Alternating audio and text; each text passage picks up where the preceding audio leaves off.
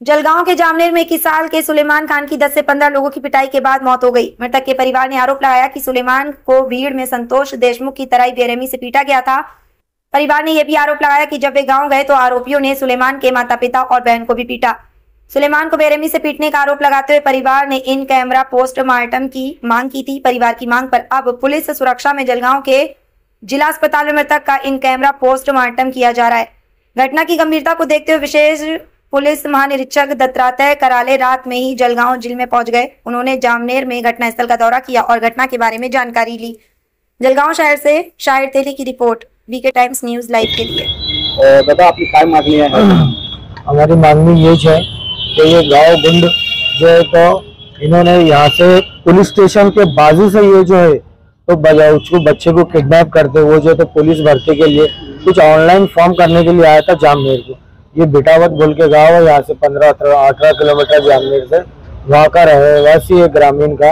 इधर जो तो ऑनलाइन फॉर्म भरने के लिए आया। कैफे के अंदर उसके कुछ दोस्त थे स्कूल कॉलेज के, उनके साथ बैठा था कॉफे के अंदर। तो पुलिस स्टेशन के बाजू में कैफे है, वहां से इन्होंने किडनैप करके इसको कहाँ जंगल में ले गए, किसी के घर पर ले गए, कहाँ ले गए, उसको बेरहमी से जो है तो मारा उसको। उसके पैर के जो है तो नाखून भी निकाले उन्होंने और बेरहमी से पूरे उसके बॉडी के ऊपर ऐसा कोई पार्ट, कोई उन्होंने चमड़ी नहीं छोड़े कि चमड़ी को नहीं मारे। पूरी चमड़ी उसकी नीली काली हो गई। आज अगर देखते हैं तो पूरे उसके सर के ऊपर पीछे से पूरी ब्लड निकला, उसके कान के पीछे से पूरी बॉडी उसकी टिस्सोर ऐसी जो पेड़ थे वैसा उन्होंने मारे उसको पूरे उसको। और उसको उन्होंने मारते मारते कितने उन्होंने लगातार 6-7 घंटे उसको मारते रहे। उसके बाद उन्होंने गांव में ले गए। गांव में ले जा के बाद जो है तो उन्होंने फिल्मी स्टाइल से घर के सामने इको गाड़ी के अंदर से गेट खोल के उन्होंने जो है तो घर के सामने उसकी बॉडी फेंके। उसके फेंकने के बाद उसकी माँ और उसकी जो है तो बहन बाहर आए। वो आने के बाद फिर ये 10-12 लोगों ने जो है तो उसको घर के सामने मारे। पूरा गांव उसका गवाह है, पूरा गांव देख रहा था। उसकी माँ को भी मारे, बेटी को मारे, उसके पिताजी आए, उसके पिताजी को भी मारे। ये पूरे गांव के सामने, पूरे उसके सामने 10-12 लोगों ने जो है तो बेरहमी से उसको 5 घंटे लगातार मारे और उसके घर के सामने ले जाकर उसको फेंके। और उसके घर के सामने उसकी माँ, उसकी बहन, उसके बाप, सबको जो है तो बेरहमी से उन्होंने जो है तो मारे। हमारी यही प्रशासन से, मेरे एसपी साहब से, गृह मंत्री से मेरी यही अपील है कि वो बच्चा जो है तो उसके माँ बाप को एक लौता बच्चा था, 2 लड़कियां हैं, उनका तो पूरा संसार पूरा सब उजड़ गया। अभी मैं ये मांग करूंगा कि इनको जो है तो इंसाफ मिले और जो भी वो आरोपी थे, जो भी वो थे, जैसा संतोष सरपंच के आरोपियों को, संतोष देशमुख के आरोपियों के ऊपर जैसा मुकक्का लगाए, वैसा इन आरोपियों के ऊपर भी जो है तो सरकार ने जो है तो मुकक्का लगाकर कार्रवाई करना चाहिए। तो हम अगर मुकक्का लगता है तो हम समझेंगे हमारे बच्चे को जो है तो इंसाफ मिलेगा करके। क्या कारण होता है इनको मारा? किस वजह से मारपीट की है आपको? कोई मारने का इसका कोई कारण नहीं। बच्चे जो है तो कैफे के अंदर बैठे थे, कुछ कॉलेज के कुछ जूने फ्रेंड ये वो बैठे थे, कुछ लड़के कुछ लड़कियां, वो पूरे फ्रेंड बैठे थे वहां पर। क्या गुस्सा था, क्या राग था, कुछ पता नहीं। अगर कुछ गलत भी हो सकता, हमको तो नहीं, कुछ गलत भी हो सकता। बाजू में पुलिस स्टेशन था, कैफे को लगकर कैफे की और पुलिस स्टेशन की दीवार है एक वहां पर।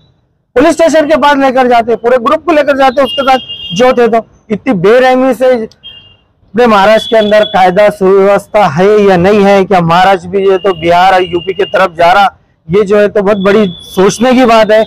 मैं जो है तो गृह मंत्री से अपील करूंगा, क्या इसके अंदर जो है तो देवेंद्र फडणवीस साहब खुद जो है तो दखल ले और जैसा उन्होंने बीड़ के अंदर जैसा वो फैमिली को, संतोष देशमुख की फैमिली को जो है तो इंसाफ दिलाने के लिए लड़ा और वो आरोपियों के ऊपर मुकक्का लगाया।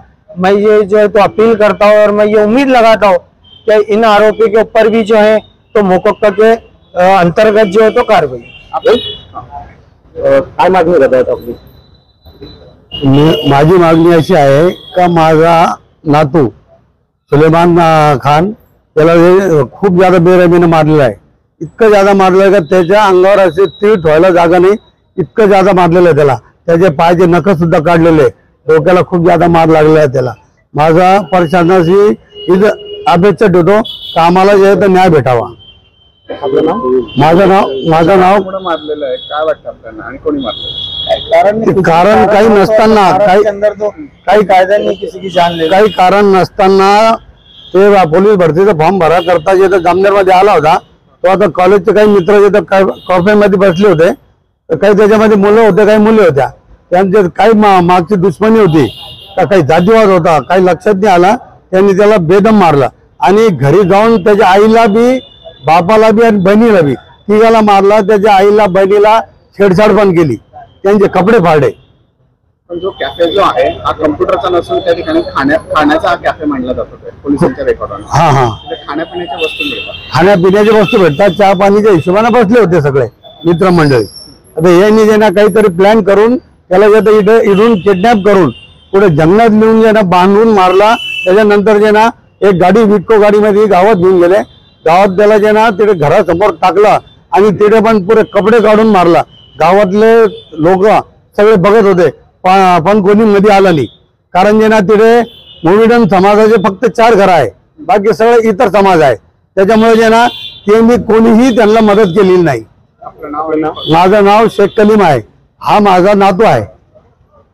आमची मागणी अशी आहे की एका तरुणाला ज्या बेरहिमीने अत्यंत क्रूरपणे जे काही त्याच्याकडून चूक झाली असेल त्याच्यासाठी कायदा होता. कायदा व सुव्यवस्था ही एक प्रणाली आहे महाराष्ट्रात व जळगाव जिल्ह्यात, ते सोडून त्यांनी इतक्या क्रूररित्या त्या 21 वर्षाच्या तरुणाला बेरहम पद्धतीने जागेवर इतकं मारहाण केली. जामनेरलाही मारहाण केली, बेटावतलाही मारहाण केली आणि त्याला आपला जीव गमावा लागला. घरात 2 बहिणी आणि तो एकटाच होता, कमवणारा होता, पोलीस भरतीची तयारी करणार होता.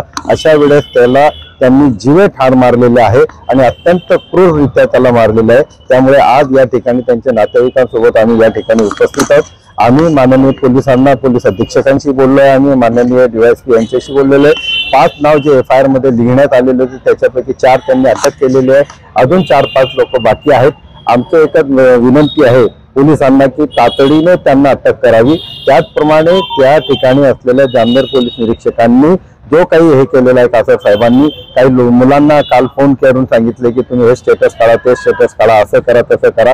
तर त्यांनी स्थानिक पोलीस अधिकाऱ्याने जी वेळी जबाबदारी करायला पाहिजे होतं, संरक्षण करायला पाहिजे होतं, ते त्यांनी केलेलं नाही. त्याच्यामुळे त्यांच्या बाबतीत चौकशी करावी. बाकी जर ह्या अंतविधीच्या नंतरही पोलिसांनी कारवाई केली नाही तर आम्ही जन आंदोलन उभं करू, कारण की एका तरुणाला मारहाण केलेली आहे आणि त्याला आपला जीव गमावा लागलेला आहे. आम्ही आतापर्यंत पोलिसांवर संपूर्णपणे विश्वास आहे की त्यांनी रात्री एक चांगली FIR केली, चांगल्या BSNS कायद्यानुसार त्यांनी गुन्हे दाखल केलेले आहे. रात्री 2ला केलेली होती, आता मध्यरात्री अजून 2ला अटक केलेली आहे. अजून 8 लोक बाकी आहेत. जोपर्यंत ते पूर्ण अटक होणार नाही आमचं हे आंदोलन बंद होणार नाही. त्यासाठी एकता संघटना व संपूर्ण यांच्या नातेवाईकांसोबत आम्ही हे करणार आहोत. हीच आमची विनंती आहे की आरोपींना त्वरित अटक होणे आवश्यक आहे. आता कमीत कमी 12 तास लोटलेले, 18 तास, अजून 12 तास 24 तासाच्या आत त्यांनी कारवाई करणे अत्यंत आवश्यक आहे. कारण काय मारहाण? कारण तर आता ते पोलीस तपासात निष्पन्न होईल, कारण की आज विविध वर्तमानपत्रात विविध प्रकारच्या बातम्या आलेल्या आहे. आपणही तिथले नाही, आपण इथे आम्ही पोलिसांशी संपर्क साधून आमचं मत तर एक आहे की जर त्याने काही गैरकायदेशीर कृत्यही केलं असलं किंवा तो कॅफेमध्ये कोणत्या मुलीसोबतही बसलेला असला तर त्याचा अर्थ असा नाही त्यांनी पोलिसांच्या स्वाधीन करायला पाहिजे होतं.